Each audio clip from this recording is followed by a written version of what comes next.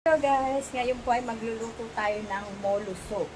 At ito po ang aking mga ricado. Ito po yung nahiwa ko na yung iba at natimplahan ko na. At ang pinapakita ko lang sa inyo ay yung naka-ready na. Ayan, meron tayong bawang sibuyas.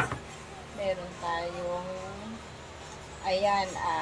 chicken. Nilagaan ko na rin yan at hilimay.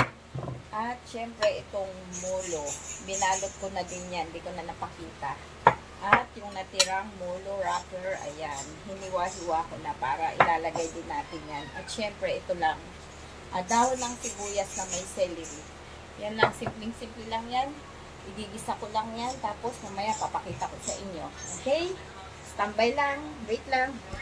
Ito na, gigisa na natin ang aking pansit molo. Ayan. Ayun, syempre, bubuksan muna natin ang ating kalan. Dali lang, asa ng kalan ko. Ayan, gigisa lang natin yan sa butter. Butter ang aking panggisa para malilang lang. Ayan, lalagay ko na ang butter. Isang kutsara lang. Ayan, nagtira pa tayo. Syempre, tutunawin muna natin po. Makikita nyo ba? Mamaya hindi na naman kita eh. Ayan. Diba? Tapos lagyan na natin agad yung bawang. Baka masunog. Bawang at sibuyas. Sabayin na natin yan.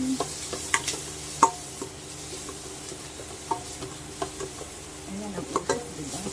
Tapos syempre lalagay natin ang yung hinimay kong manok.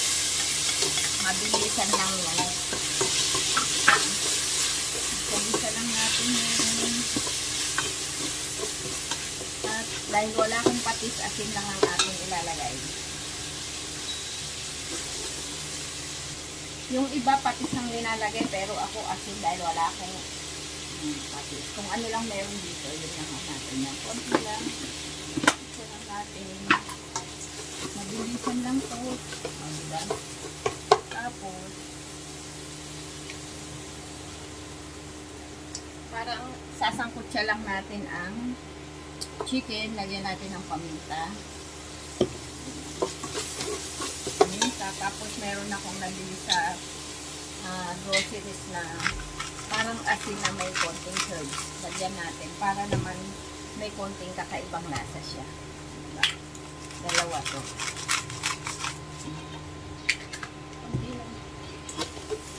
Makikita nyo ba? Ayan, baba natin po. O, yan, diba? Tapos, mabilis lang yan. Lalagay na natin itong chicken stock. Ito yung pinaglagaan ko ng chicken kanina. Diba? Yan lang. Lagay na rin natin yung, ayan, yung natirang pinaghimayan ko ng ano.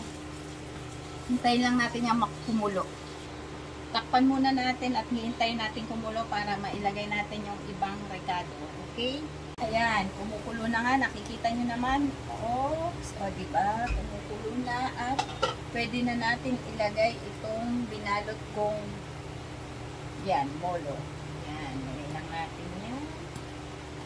Lagay natin para nain natin konting apoy. Yan, o, diba? Hulog lang natin yan. Ay!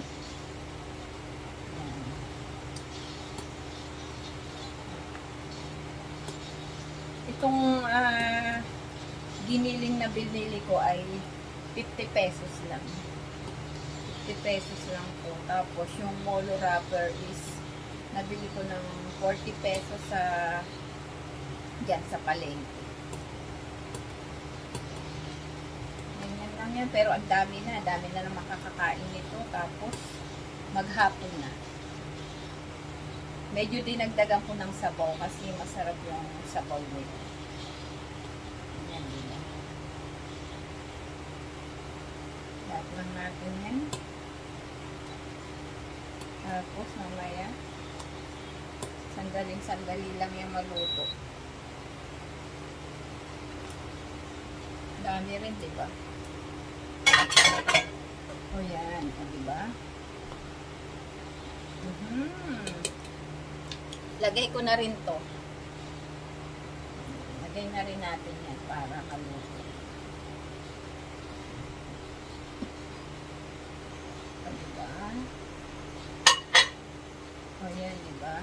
Yung iba, hindi na nila nilalagyan ng gatas. Pero ako, mas gusto ko malinamnam. Kaya, nilalagyan ko siya ng gatas. Ayan.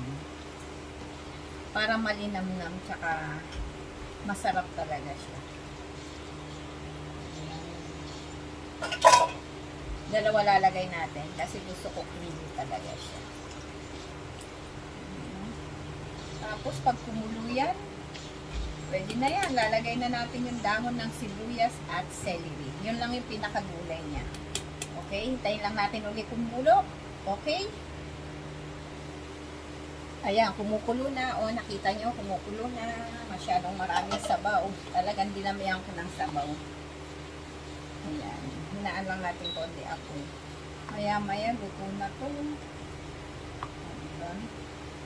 Tikman natin kung sakto.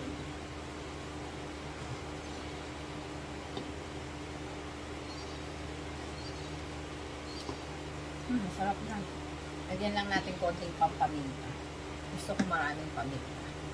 Ay! Nasobrahan. Pwede yun. Masarap maraming paminta. Alam ko. Ayan mo, kulong-kulo na siya. Tignan ulit natin. Masarap na.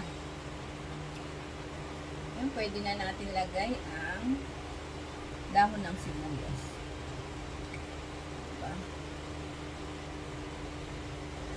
Ayan, lalagay ko na ang dahon ng sibuyas, tsaka may celery to. Gusto ko kasi may celery. Ayan, diba? Para mamaya. Ayan, tapos, yan, luto na yan. Pakita ko sa inyo. Ayan, o, diba? Ang bilis lang. O, sarap, o. Nakita nyo ba?